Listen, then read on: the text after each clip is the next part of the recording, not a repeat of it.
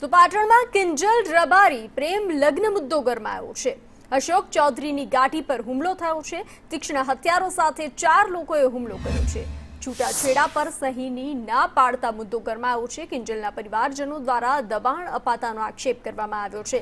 સમી police મથકે આ મુદ્દે ફરિયાદ નોંધાઈ છે। ગુજરાતની પ્રખ્યાત લોકગાયિકા કિંજલ રબારીના પ્રેમ લગ્નનો મુદ્દો ફરી ગરમાયો છે।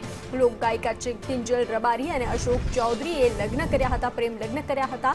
લગ્ન કર્યા બાદ સામાજિક દબાણ આવતા કિંજલ રબારી અને અશોક ચૌધરી બંને તેમની મરજીથી છૂટા પડ્યા હતા તેવા સમાચાર સામે આવ્યા હતા। તો કિંજલ રબારી અને અશોક ચૌધરી છૂટા પડ્યા બાદ કિંજલ રબારીએ રાધનપુર ફેમિલી કોર્ટમાં છૂટાછેડાની અરજી કરી હતી। 15 જૂનના રોજ રાધનપુર ફેમિલી કોર્ટમાં છૂટાછેડાની મુદતે આવેલા અશોક ચૌધરી મુદત પૂર્ણ કરી અને પરત ફરતા અશોક ચૌધરીની ગાડીને ઘેરી અને મારવાનો પ્રયાસ કરવામાં આવ્યો। હાથમાં તીક્ષ્ણ હથિયાર લઈ અને 4 જેટલા લોકો અશોક ચૌધરી પર હુમલો કરવા આવી પહોંચ્યા હતા।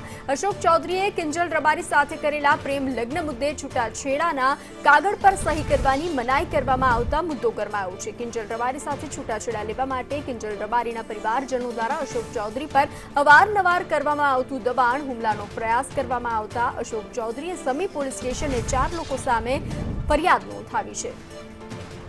વધુ વિગતો સાથે સંવાદદાતા વિષ્ણુ જોડાઈ ચૂક્યા છે। વિષ્ણુ, આ મામલો ફરી ગરમાયો છે કિંજલ રબારીના લગ્નને લઈ, શું વધુ વિગત? ચોક્કસથી ગુજરાતની જાણીતી લોક ગાયિકા કિંજલ રબારી અને અશોક ચૌધરીના પ્રેમ લગ્નનો મામલો ફરી એકવાર ભારે ચર્ચામાં આવ્યો છે।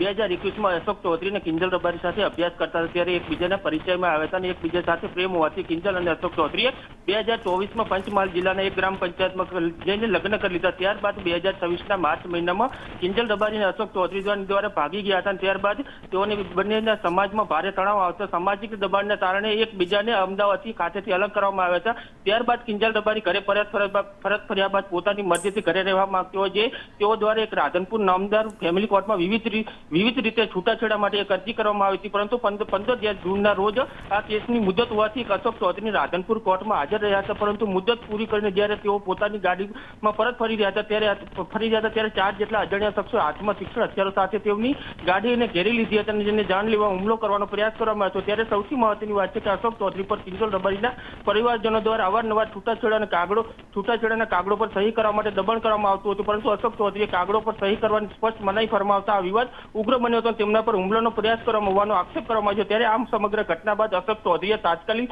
સમી પોલીસ સ્ટેશન પહોંચીને 4 લોકો વિરુદ્ધ નામજોગ ફરિયાદ નોંધાઈ છે। આમ તમામ હાઈ પ્રોફાઇલ સેલિબ્રિટી સાથે જોડાયેલો મામલો હોવાથી સમી પોલીસ પણ ગુનો નોંધીને હુમલાખોરીની શોધખોળ અને આગળની કાર્યવાહીની તજવીજ હાથ ધરી છે। જી વિષ્ણુ, જાણકારી સાથે જોડાવા બદલ